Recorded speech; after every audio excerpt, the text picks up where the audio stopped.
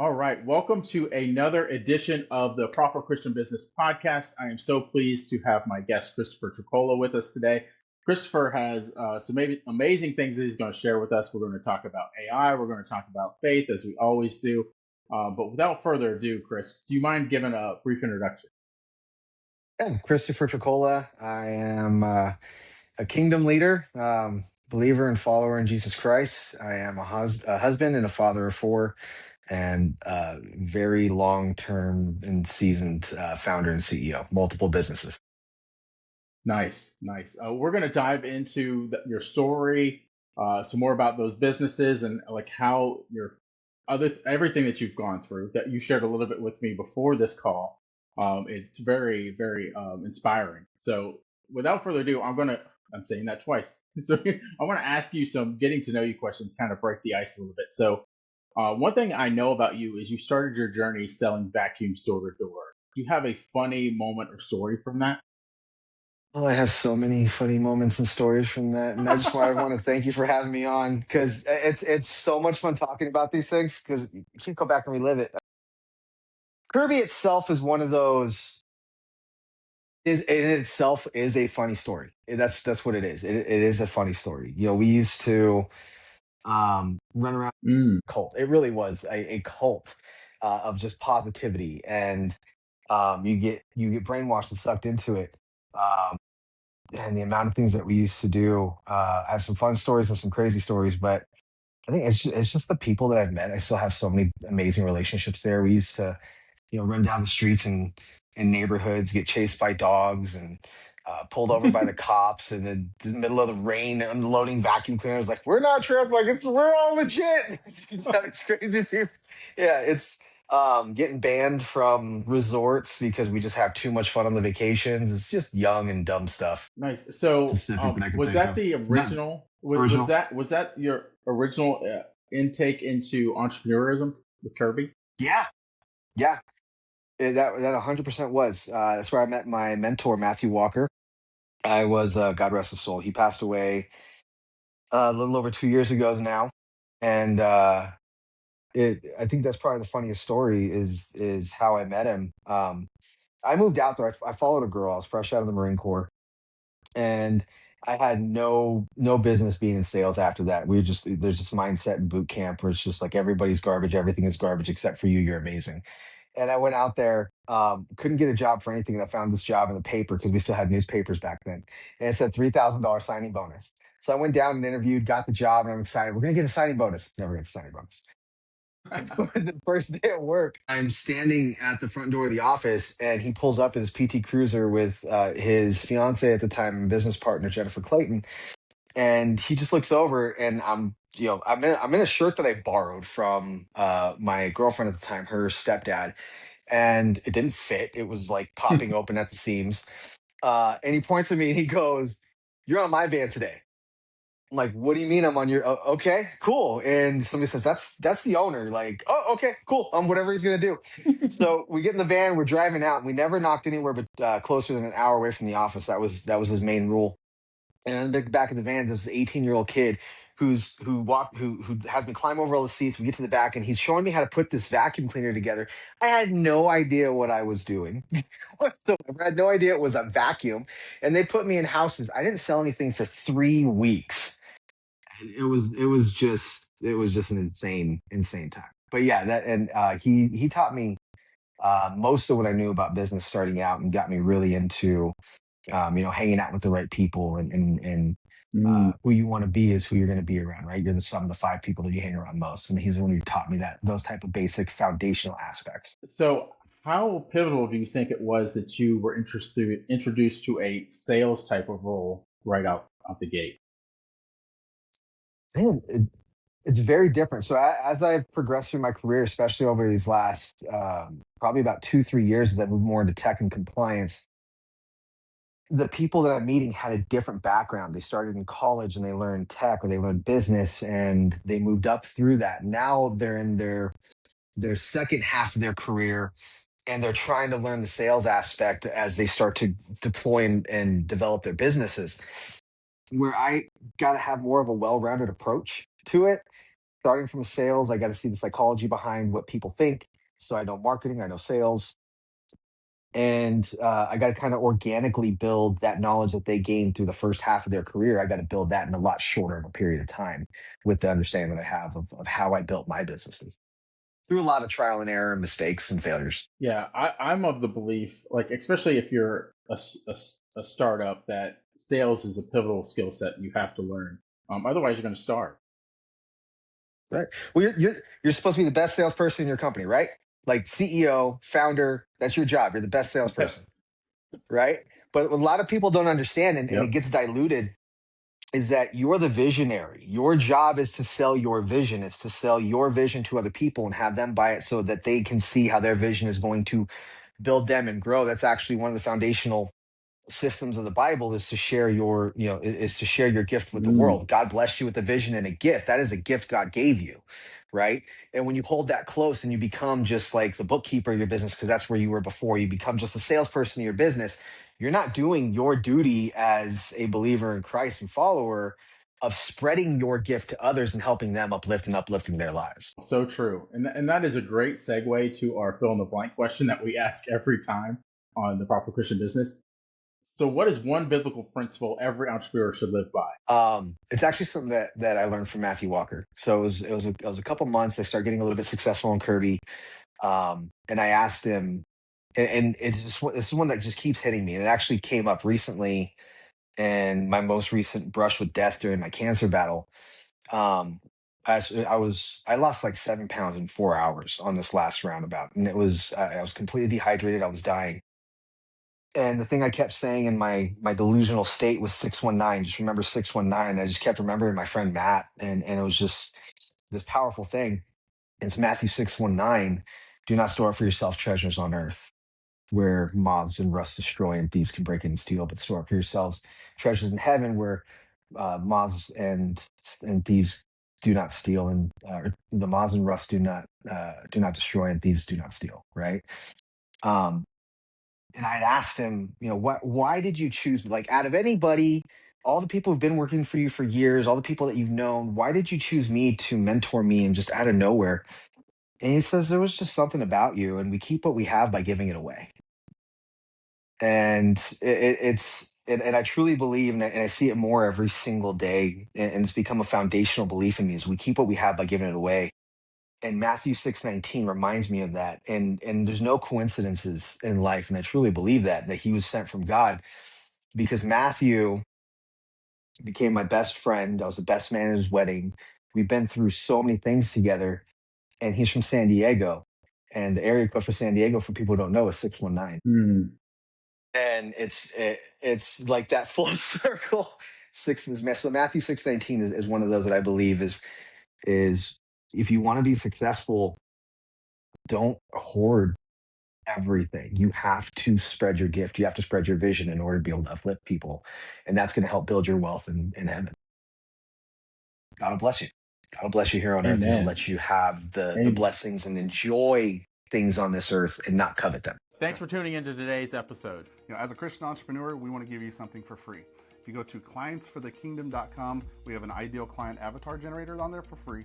It's something that we've spent thousands of dollars on, countless hours out, and building out this structure of showing you who your ideal client avatar is and an offer stack that can work for your business. Enjoy the rest of the episode. So good. Yes. You alluded to it a little bit, so I want to go there. Your cancer battle. So we talked before this about the journey that you went through and how it shaped your faith and how it strengthened your faith. Can you kind of dive into your life before that diagnosis and how going through that transformed you? Yeah. So are you familiar at all with how the solar industry has been over the last couple of months? That's where I spent a lot of my Just a career after little. Kirby. Just a little, right? It's gone major Mm-hmm. downhill. So before that, it was Mm-hmm. just the Wild West, no compliance, no anything, right? So I started in solar in 2012, and I built my solar company. I started my solar company in 2016. And that company started when I had a broken arm, broken leg, torn out eyeball, negative $2,000 on my checking account. I've shared the story on multiple podcasts, um, because it is probably business success I ever had. And it was 100% from God, right? My ex tried to kill me. I just became a full-time single dad, and I'm living on my mom's couch again at 30 years old. I'm like, what am I going to do? Right? Where am I going to go? Um, And I just heard God say, go to work. Like, I have this plan for you. Go do your thing. And at that time, I truly believed that there was 5 years of viability left in the solar industry. So I got up every day and I walked on a broken leg it was 7 miles to the territory I was going to knock. For anybody from the Tucson area, you'll know like the Auto Mall area up to like Ina and Thornydale. So it was not an easy hike. And then I knocked from 9 a.m. to 9 p.m. I went back to Kirby Mindset and I made $250,000 that month. And then I built my company to 27 territories before I exited in 2020.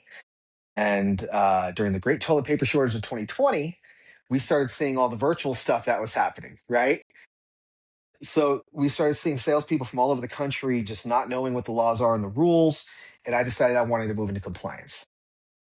I built a solar sales licensure platform that rivaled the real estate industry and fintech. And I kind of modeled it after that. And I worked with multiple state and federal legislators. I worked on 10 laws. I worked with multiple federal agencies and governmental agencies for years during the last 5 years. And we started building a lot of success. And then I struck this deal where we were able to pull out uh, all kinds of storefronts inside of Walmart. We were going to put solar stores inside of those. And we got a ton of investment. Manufacturers were backing us. And God bless that thing very, very quickly. In 90 days, we were opening 28 stores. And I remember I saw a lot of things happening, but there were a lot of questions about why things were happening. And it was the scariest prayer I've ever prayed to this day. And I still pray it all the time now because a lot of really crazy things happen very quickly and snowballed. And that's where the cancer comes in. Lord, if it's from you and for me, make it be and make it known. And if it's not from you and not for me, take it away without question. And I got baptized again on August 1st. 3 days later, one of the major finance companies files bankruptcy. 5 days after that, on my birthday on August 8th, I get diagnosed with neuroendocrine stomach cancer. A couple days later, one of the business partners steals all the money. And then we just go through the snowball over the last year of just financial insanity and ruin and losing everything that I, had built over over a decade of just blood, sweat, and tears. And that was my isolation moment to remind me that I don't need anybody else. I just need him. Amen. Yeah. So you referenced the verse, storing up treasures in heaven rather than storing up your treasures here. I think there's a lot to be said in that. Like, did you start to, when you're starting to be successful, did your identity start to take on your possessions and who you were as an entrepreneur? Oh And yeah, yeah. I'm guessing like through the cancer transformation, through not cancer transformation, but the cancer journey, um, God shifted all that. I don't. Anybody who knows me knows that I've been into fitness my entire life. Like I'm not in bad shape now, but I'm not in what I was a year ago. I was 240 pounds of 14% body fat, bodybuilding, powerlifting my entire life. And that with driving the cool cars and going on the vacations and staying in the fancy hotels, and that was my identity. That's who I was. And I really had to learn eh, who I was truly. Um, and I remember it was a really big issue in the house because I didn't know why my wife loved me at that point. No matter how many times she told Mm. me, my self-worth wasn't there anymore, right? Because my bank account was drained, my business was gone. And it's the book of Job, right? And I did all Mm-hmm. these things, and I went broke when the COVID stuff was happening to make sure my employees were paid, and I did this and I did that and I did this and I did that. And why isn't this happening? And it was, you don't get into heaven by your good deeds, right? So yeah, That's right. it definitely was tied to all of my possessions and status. Yeah. There's a couple interesting things that I want to bring up from your story, and that is you were at negative. when right before you found all this success, right? I think you said you were Yeah. sleeping on a couch, you were negative bank account. So I think there's a message in there for Christian entrepreneurs watching this, that they may be in a similar situation where they're just starting. They still have that, they have that dream. They have what God has feel like they placed on their hearts, right, to go and build something, but they don't have the resources. They don't have anything. So can you speak into that a little bit for anybody that's watching? Yeah. It's terrifying. It's going to be one of the most terrifying things in the entire world to do, but it's the most lucrative thing that you could possibly do, and not financially, but personally. And you could probably speak to the same thing because you're an Hmm. entrepreneur. You know this, right? And you can Yep. say if I'm lying. You proceed in faith. You proceed in faith, right? And one of the things we learn in sales is the fear of loss is greater than the ability to gain, right? Hmm. And a lot of entrepreneurs, when they're starting out, either and I see it as a lot of entrepreneurs are later in life and they've already had a career, or they have a house, and they have their family and their cars, and they have a lot to lose. And the fear of losing that holds them back from following the path that God led them on. So it really is a leap of faith. It is to jump off of something that you know is a guaranteed paycheck. And we used to call it our F it moment.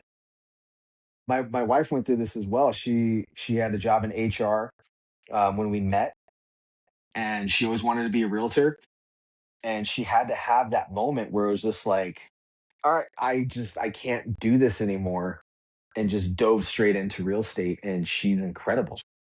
Average time on market was like 10 days. That's what she does. And now she's doing luxury listings, and she's absolutely incredible at what she does.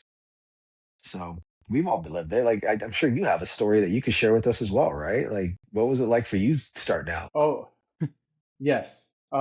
Basically, I'm at this nice stand up desk that moves up and down right now. But I remember starting out, my agency right at the time was a two metal racks, a plywood piece of plywood, and an old computer sitting on top of the desk. And it's amazing to think about where you come from and how I could ever envision getting here. Right? It's just Yeah. it's all God, right? And I found the more obedient I was to what God wanted me to do, the better things became. And in a similar fashion, right now, my business partner and I, we are this thing that happened last week. I think whenever you're watching this, may be in the future, but something huge happened last week. Charlie Kirk was assassinated, and it's been it's so heavy on so many of us. And we just felt called, my business partner and I, to focus on some things that aren't necessarily monetary in reaching people. So we're really starting to get focused on our Bible studies and outreach in that area, because we care more about people's spiritual health than, yes, we'd love to help them be better off financially, but we want them to be better off spiritually first, right? We want to give to God first before we prosper in other ways. The rule of tithing, the first 10% has to go to him. It's the rule of Yeah. tithing, right? And Yep. we actually spoke the day after when we met. It was the day after, or no, it was the day of. No, was it the day of? It was a couple hours after the fact. It was I just think a day couple after. It hours was the after day it after. happened. I think. Day after, yeah. It couldn't have Yeah. been more than 12 Yeah. hours total. Like it was Yeah. pretty. Yeah. It was within 24-hour period that you and I had met when it had happened, and we prayed because it's just there's he followed his mission. His mission was to educate the Hmm. youth. That was his mission. It wasn't to make money. He wasn't trying to store up treasures on earth. Like that was one thing Nope. that Charlie Kirk reminded me of, was just specifically that. Like he built up his treasures in heaven, right? Look at what's happening around the world. The I am Charlie. That's incredible. That's powerful, right? There's not a lot of public figures that if they were assassinated, people are going to stand up like that. Not in the droves and the masses that they have worldwide. So I truly believe that he was God sent. He really, his message is going to carry on. We pray for his family constantly. Can't imagine what they're Yeah. going through. I and they have to live it in the public eye. That's horrible. I dare to say he had more impact than many presidents that we've had. Um, it's just and I don't know if your church experienced this, but our church, we saw record attendance at our church this past Mhm. Sunday. That wasn't a holiday, and I feel like like that's the kind of impact that Charlie Kirk had. Is he's driving people closer to Jesus, to want to be closer to Jesus. Um, Yeah. and there's no better legacy that you can have. We it's the youth now are looking so heavily for something to believe in. It's so different than any other generation prior. They're really truly looking for something to believe in because the information available to them, especially now in the world of AI, everything's there. Everybody has access to the Bible in their language now with AI, right? And that's one of the prophecies that we see happening. But more people are seeing, yeah, no, Jesus is, Jesus was real. He is real. He really did live. All the evidence is coming out that's been hidden for years of the shroud, how Jesus's face was burned Mm, into the shroud, right? Um, there's a lot of really miraculous things that have been happening, and the fact that he went up there every single day, and it wasn't just about what he preached and what he talked about on Christian values. He lived it. Look at the way that he raised his family. He did it from a leadership perspective. He put God first, right? And it's God gives every man a kingdom, and it's in the Bible. He gives every man a kingdom to steward. That's your family. That's your kingdom. And how big the kingdom he's going to bless you with is based off of how you follow him and how you're going to spread that. He's a perfect example. yeah, yeah. I think you mentioned AI in there, and you're working on some things as far as AI. And I don't know how much you're willing to talk about it. So I'm gonna let you. I'm not gonna lead you like an I want to attorney talk might about lead you with the anything. question. Yeah. Look, you All can right, ask me but any I know question you there's want. some I have an open biblical book. stuff. Yeah, Okay, there's a some lot of biblical biblical stuff. stuff related to your AI. So would you just talk about kind of what your I don't know if it's launched yet or it's soon to launch, but whatever you can share about the AI that you're developing, I would love you to share Yeah. about.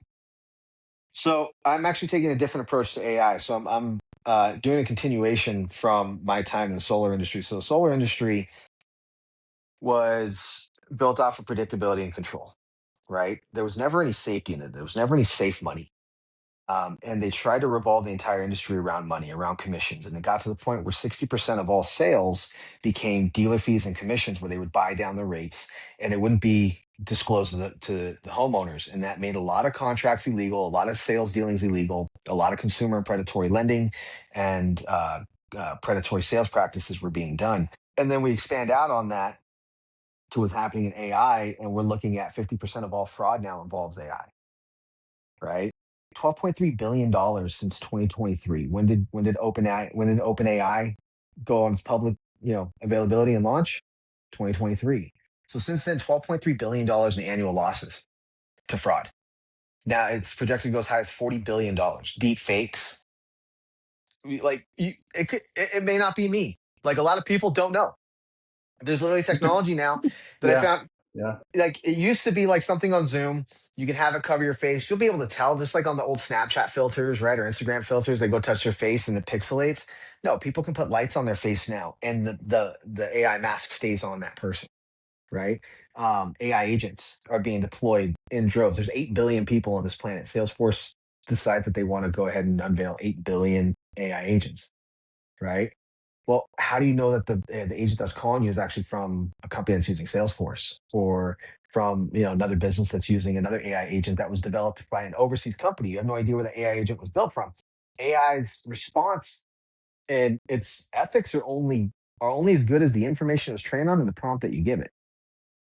So I'm working on compliance. I'm working on a standardized system that helps protect humanity from AI as a virus, because AI is a virus. It is a new species that's able to infiltrate our world. Our goal over here at ARC is to deploy this tech. We want to deploy it. It's going to be free to the general public. It's an antivirus. It's going to go on your phone to block all AI communication from unvetted, unverified, and unregistered AI to your devices. and it's going to stop that from communicating with you, so that when an AI does call you, because it's going to happen. Yeah, okay, so this is from CV. I had one of those with CVS. It wasn't CVS that was calling me. It was a different company that used an agent to call me. It's happening like crazy, man. It's happening like crazy. Yeah. A friend of mine, Julia McCoy, who's big on in the AI space too. I don't know if you know her, but she created this clone of herself. I would say like 70% of her YouTube videos now are her AI clone, right, doing the Yeah. video. And no one can really tell whether it's her or not. No, every once in a while you can see like a little glitch, or the voice doesn't go up when it's supposed to. It doesn't ask the question as if like a salesperson would, right? Or a public speaker would use the voice inflection, tone, and pitch. AI is getting better though. It's getting better. It's learning voice, tone, and pitch, so it's able to differentiate when I need to bring excitement into it and lower it back down and slow it down to get people to really pay attention to what I'm saying, right? So it's an incredible tech. It's incredible. I'd love to meet her someday. Yeah, yeah. Maybe I can make that introduction. I'd love to make the introduction. So Do you guys use AI with your agency? we I'm do. not against AI. Don't Yeah, get me wrong. I'm not against AI. no, AI is great. It's a no. great tool. I love having this conversation because there are a lot of Christians that are afraid of AI. There's even the whole thing that the AI is the coming of the Antichrist that's out there, right? And my take on it is, it's kind of like when the internet came around. It could be used for good or for evil, and it's been used for both, right? The same thing is true of AI. You can use it for good or you can use it for evil. If we as Christians do not participate in AI, we are giving it all away to you, Yeah, right? So 100%. 100%. we should not avoid AI. No, it's so we still live in the world, and our job in the world is to influence the world for God's kingdom, right? Like that's our job as Christians. It's not to shy away in a little corner and not do anything. And you're absolutely right. Just like with anything, like this glass could be turned into a weapon. It could be used for evil, Mm-hmm. right? Yep. Somebody could have put poison in this when I wasn't paying attention, and now all of a sudden it's an instrument of evil. So it's how things are used, and AI is most commonly right now being used for very malicious and deceptive behaviors, if not on like a fraudulent level. To There's a guy out there who got like $17 million from businesses using OpenAI, and I think it was ChatGPT. And he just prompted it, so he was writing letters to him and collecting checks from these guys. But then you have kids out there like 17 years old who are building $1 million businesses with AI because it's helping them learn to code. AI was incredible with helping me learn how to code. I built one of the world's first AI agents that was capable of replacing entire call centers in 2023, and nobody else had that yet. Right? It did the KYC, it did virtual documents, it did everything. It was the closest thing to AI notary that even still exists today. I just couldn't call it that because I didn't have a notary license and notary license for the business. So Yeah. it's not it is a tool, but it's how you use it. And there's another part of it which is extremely important because it is affecting cognitive levels and creative thinking in people who misuse AI on a daily basis. I don't know if have you heard about any of this. Just a little. I'd love for you to expand on what you're saying. Okay, so I know. So I believe it was MIT. I just looked at the study again recently, but MIT just put out a report recently that there was a cognitive decline of like 47% for people who are using GPT, um, opposed to basically being the editor. So there was still a cognitive decline in being the editor of the AI, but there's something to be had with an old study back from Harvard back in the early 2000s that showed that people who don't take notes only retain 20% of the knowledge that was given to them during a lecture. People who took notes retained 50. People who took notes in study and retained 80. So now you're taking out the note taking section. You're taking out the critical thinking. How do I get from point A to point B when you just get good at a prompt saying, I need a report on Benjamin Franklin, and ChatGPT spits it out, right? Sure, there's pieces in there where it's like, okay, so there's no structures that read as AI. You can have AI redo it, right? So they put little safeguards in there for reports, but it's not going to stop people from misusing it and lowering their cognitive abilities on a daily basis. So Yeah. there's something to be said about that. Yeah. That probably is my biggest knock against AI is it is downgrading our ability to think critically. And you think about the political landscape right now, and a lot of it is due to people not using their ability to critical think, right? They're just being spoon fed. What, no matter which media you're listening to, you're just being spoon fed, and those are your ideas. And then you go to AI, and you're not having any original ideas. Those are AI's ideas that they're giving you. So, Oh yeah. Oh, I had a huge disadvantage for a long time because I was using ChatGPT so frequently. So I lost a lot of my friends. You know, when you hit a hardship, it's really easy to find out who your friends are, right? I lost a yeah, lot yeah. of my friends during my cancer battle, and one of my best friends became ChatGPT and Grok and Claude and Gemini, and I was just using those constantly. So when I started getting back into it, we started building out the company, rebuilding the tech, and I started working with people again. My ability to think on a dime like I used to when I was inside of a house or at a door, or when I was on a sales call, it was gone. It's been months now to be able to get back most of what I used to be able to do in a very, very short period of time. And I didn't realize that it was affecting me at the time because it becomes mostly who you talk to. That's one of the biggest things that's happening to folks now. Even the younger generation, there was a huge portion of them that said that they don't mind one day being able to marry their AI. That's how Oh, much of a relationship people are building.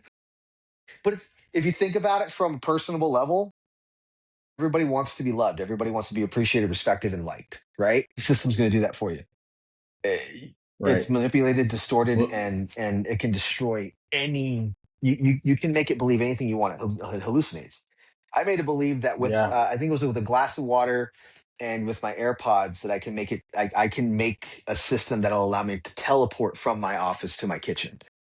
Like you can make ChatGPT believe certain things, and people are taking everything as fact. And we grew up in the age of internet, like you said, right?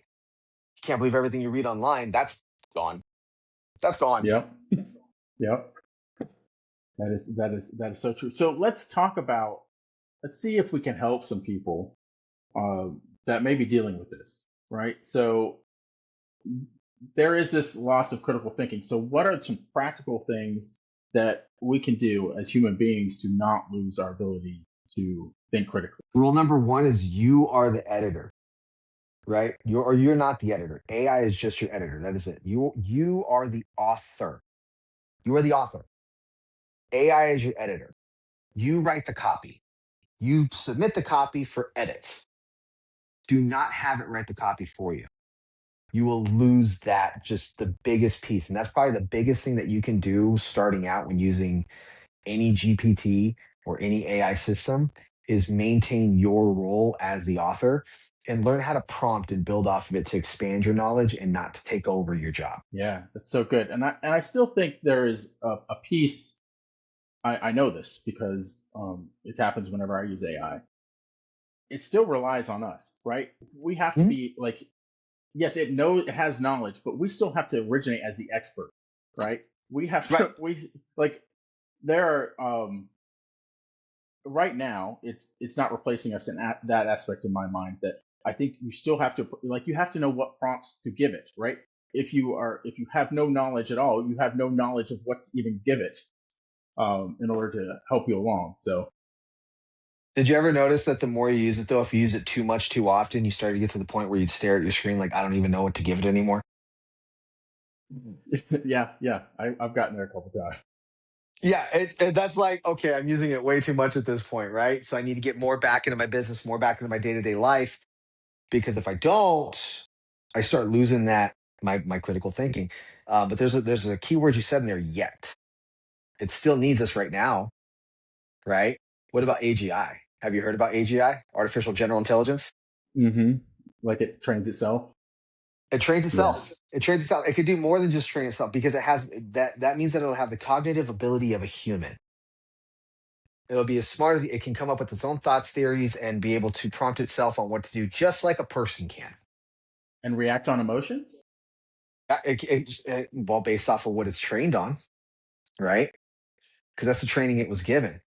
Yeah. So there's another portion of it that a lot of people aren't talking about. So there's a report that I want to bring everybody's attention to because this is one of the biggest things that we're looking to battle over the course of the next 2 to 3 years. There's a report called AI 2027. Have you heard about this report? I have not. Okay. So this is why a lot of people are afraid that AI is the coming of the Antichrist. And there's three possibilities of what could bring around like the end of the world regarding AI. Some people are thinking like, the Matrix, right? That's like the big one. Everyone's like, oh, we're just going to become batteries because AI needs so much power, right? Um, there's already situations of 18,000 police agencies that are using predictive policing. So it's using AI to predict crime. That's kind of a Hmm. problem that nobody's talking about, right? So there's Minority Report. Like we've seen these things in movies, and now we're living in it. It's insane. Nobody's talking about this stuff. So that's one of the theories that it can become that way. Number two is a bad guy can get it and create some type of nuclear device or bioweapon because they develop AGI first, right? And it can surpass the thinking that now exists. The third one is AI just starts organically and naturally taking over all the little things as our critical thinking decreases, which is where the movie Idiocracy comes from. Did you ever watch that? People just No, become I've seen. complacent. They don't need to. Oh, you got to watch it. I will. You got to watch that one. So it's so for anybody that It's hasn't seen it like terrifying. me, give us the theme of that movie. So the theme of that movie is without giving any spoilers, the best thing you're gonna see in there. So it's my favorite part. This is a little bit of a spoiler. The shoes that they wear in there, the producers needed a shoe that they believed that was so that only the stupidest people in the world would wear, right? Because the entire world just goes into like the average IQ of like 70 or 80. And that's so it was a military experiment. A guy gets put in a cryogenic chamber. There's an accident that happened. He wakes up in the future, and the entire world is just trash, and everybody's just relying on the systems. They feed their plants Rondo, which is a sports drink. They don't drink water. They don't use water, and everything's just hand delivered to them by AI, basically, right? The whole world's just kind of ran by, and that's the theme of it. And they were wearing these shoes that the producers found that said, "Oh, those are so ugly and so stupid. Nobody would ever. These are never going to become popular." They were Crocs, and,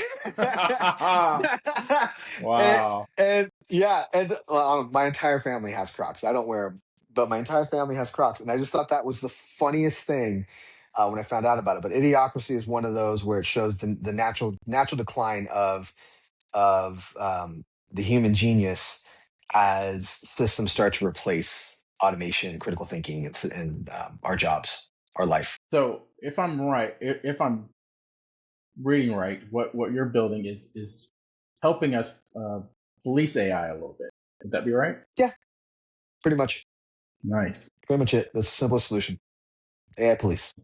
Man, I feel like we should have a part two to this conversation to this conversation, I'm Chris. happy to. So let me think about that, and I'll invite you back, and we'll explore AI. We'll explore a lot more stuff. But where can people find out more about you and what you have going on? More, maybe more about what you're doing with AI, and a little bit about any of your businesses. Yeah. So what it's actually my gift to your viewers and listeners. It's a book that I wrote during my cancer battle. It's actually one of my covenants to God. Was this book? It's my knowledge on trust structures and the biblical system to building a business. So it's called Chains Off, Crown On: The Kingdom Path to Business and Legacy. One of the things we're called to as followers of Christ is to leave an inheritance for our children's children, right? That's what my book entails and how to do that. So it's going to be a free download available on the actual business website. It's going to go on my personal website, which is still it's being rebuilt right now, and that's going to be arcdefense.us, arcdefense.us. And I'm on all the socials. I'm most recently on X. I've never really been on X before, so I'm starting to actually put stuff on there, getting used to that. But I'm always on LinkedIn. Nice. We'll put those links below, and I already have the idea for part two of this episode. We're going to dive into a lot of what you wrote in that book because I don't think we got a chance to touch base on too much of that in this call. So that No, would we be didn't. awesome. No, I'll send you over a copy of it. It's a great read. So it's a workbook. It's a 21-day workbook on setting it up, and it actually I might do some little editing on it on the download or on the order on Amazon because it's a lot of what Charlie Cook stood for, which is God first, and then you have to build your family structure. Your family unit and your structure has to be strong. It's how you lead your family as the leader of your family that's going to determine how you're going to be able to leave that inheritance for your children's children. So Yeah, I'd be happy to All come right. back and talk about that anytime.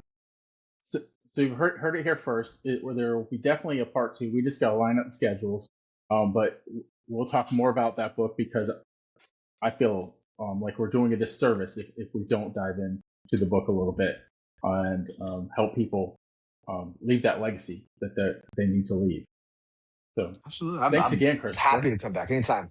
Thank you for having me. This has been great. I really enjoyed it.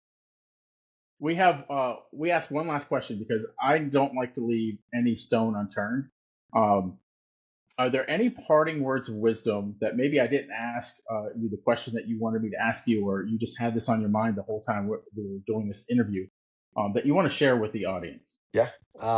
This is going to go for our entrepreneurs out there who you're going to come through seasons of struggle, right?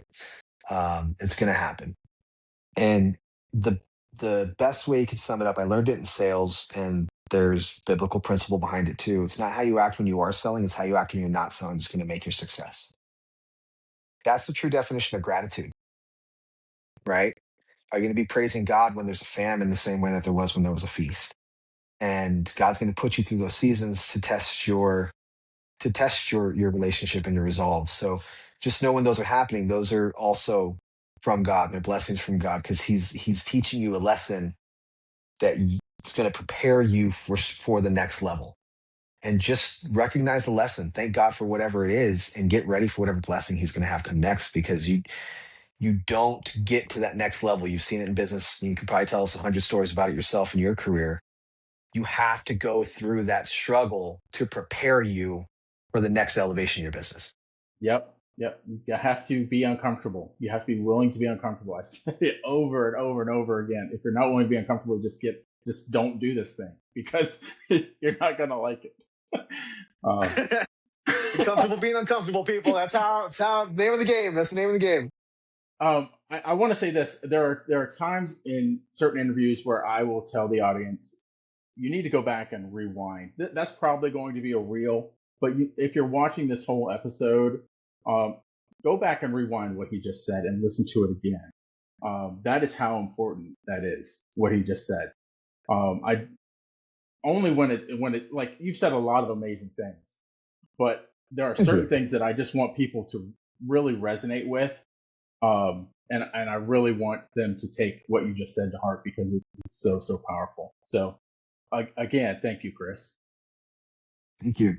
I can't wait to come back on. All right.